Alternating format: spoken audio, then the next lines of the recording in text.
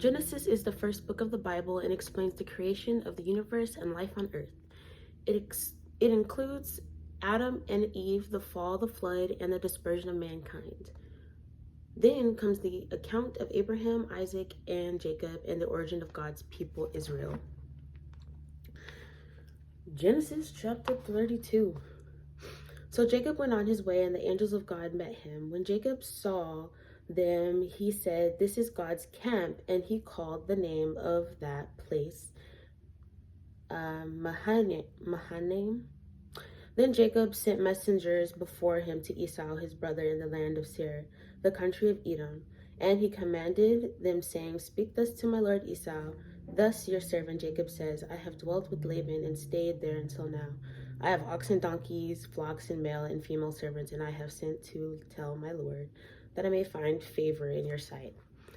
Then the messengers returned to Jacob, saying, "We came to your brother Esau, and he also is coming to meet you, and 400 men are with him."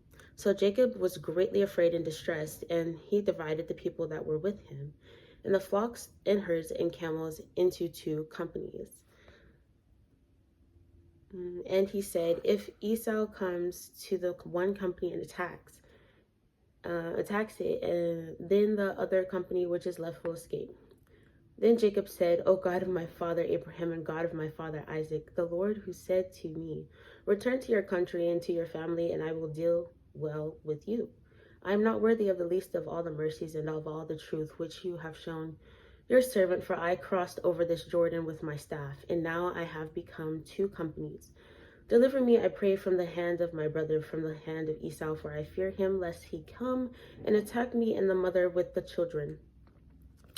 For you said, I will surely treat you well and make your descendants as the sand of the sea, which cannot be numbered for multitude." So he lodged there that same night, and took that came to his hand as a present for Esau his brother 200 female goats and 20 male goats, 200 ewes and 20 rams, 30 milk camels with their colts, 40 cows and 10 bulls, 20 female donkeys and 10 foals.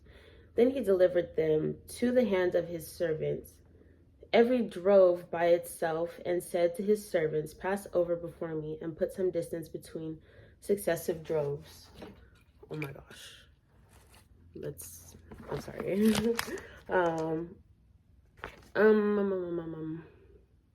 And he commanded the first one, saying, "When Esau, my brother, meets you and asks you, saying, 'To whom do you belong?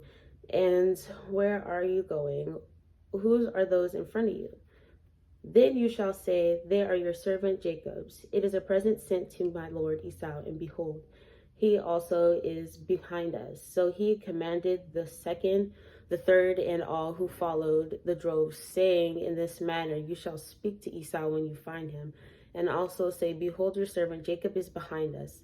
For he said, I will appease him with the present that goes before me, and afterward I will see his face. Perhaps he will accept me." So the present went on over before him, but he himself lodged that night in the camp. And he arose that night and took his 2 wives, his 2 female servants, and his 11 sons, and crossed over the ford of Jabbok.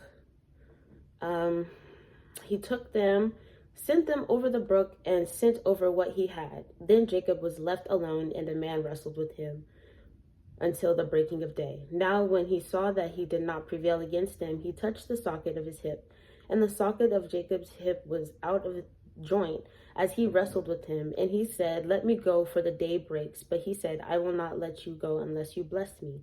So he said to him, "What is your name?" He said, "Jacob." And he said, "Your name shall no longer be called Jacob, but Israel, for you have struggled with God and with men and have prevailed." Then Jacob asked, saying, "Tell me your name, I pray." And he said, "Why is it that you ask about my name?" And he blessed him there. So Jacob called the name of the place Peniel, for I have seen God face to face, and my life is preserved. Just as he crossed over Peniel, the sun rose on him, and he limped on his hip.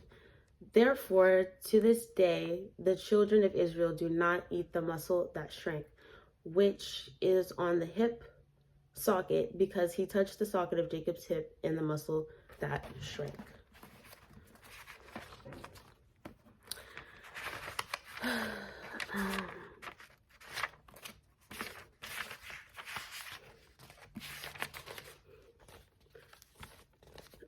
Genesis is the first book of the Bible and explains the creation of the universe and life on earth. It includes Adam and Eve, the fall, the flood, and the dispersion of mankind. Then comes the account of Abraham, Isaac, and Jacob, and the origin of God's people, Israel. All right. See y'all next time.